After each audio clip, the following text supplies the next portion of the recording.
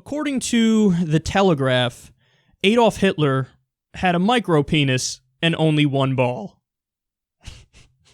This is a hilarious story. Raw Story reports here, they say, it was reported a few months ago by German professor Peter Fleischmann that Hitler had only one testicle, but Hitler's micropenis is the latest after years of speculation.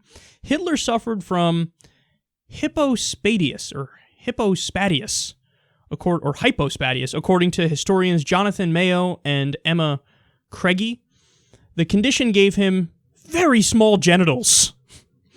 Their book, Hitler's Last Day, in their book, they say, Hitler himself is believed to have had two forms of genital abnormality, an undescended testicle, and a rare condition called penile hypospadias, in which the urethra opens on the underside of the penis.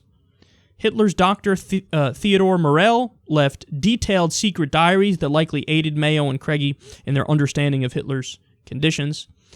So, yeah, they're saying, and by my reading of it, it looks like three things. It was an undescended testicle, a micropenis, and a urethra that was underneath where it should be, like more underneath the dick. Yeah, I don't want to be flippant about this because, I mean, obviously Hitler is such a grotesque historical figure, and he deserves nothing but our scorn and our ridicule. But, I mean, on some level, I actually am kind of Freudian in my views, and does this explain some of the hatred and the vitriol? I think so.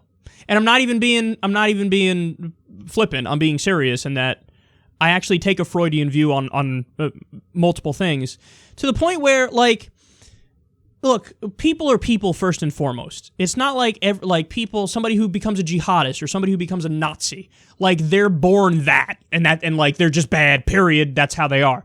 Don't get me wrong, there are some people who are just bad people, but generally bad people. They lack empathy, they're sociopaths, and there's no ideology tied to it. For Nazi Germany, for a jihadist or something, it's not like they're all just born like that. No, it doesn't make any sense. It's obviously downloaded into their minds at some point, that ideology. They get brainwashed by it, and then they end up acting on it.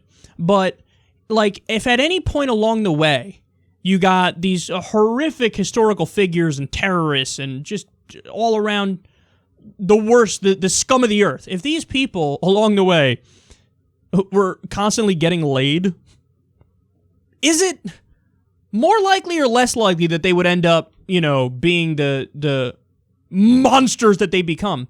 And this is where I'm a little Freudian. I think it's significantly less likely. If, somebody is a Casanova from when they're younger and they're getting laid all over the place, there are chemical, biological reactions to that. Your body reacts when you do that, and hey, you get more serotonin, you get more dopamine, you get more happiness chemicals pumping through your brain and in your body. And perhaps some of that hatred and some of that vitriol is like, well, God, I really fucking hate those Jews, but I just want a sandwich. Maybe lay here with this chick I'm with, you know what I'm saying? And again, I know I'm having, this is such a wildly inappropriate conversation because it's such a raw and terrible topic. I mean, Hitler was the worst monster ever.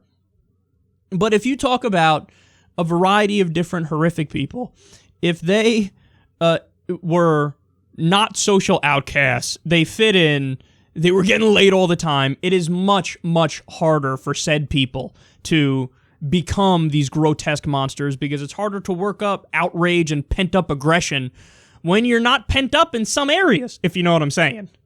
So Hitler having a micropenis and an undescended ball and just a mangled disaster area down there, totally unsurprising and may have had a bigger effect than some people think.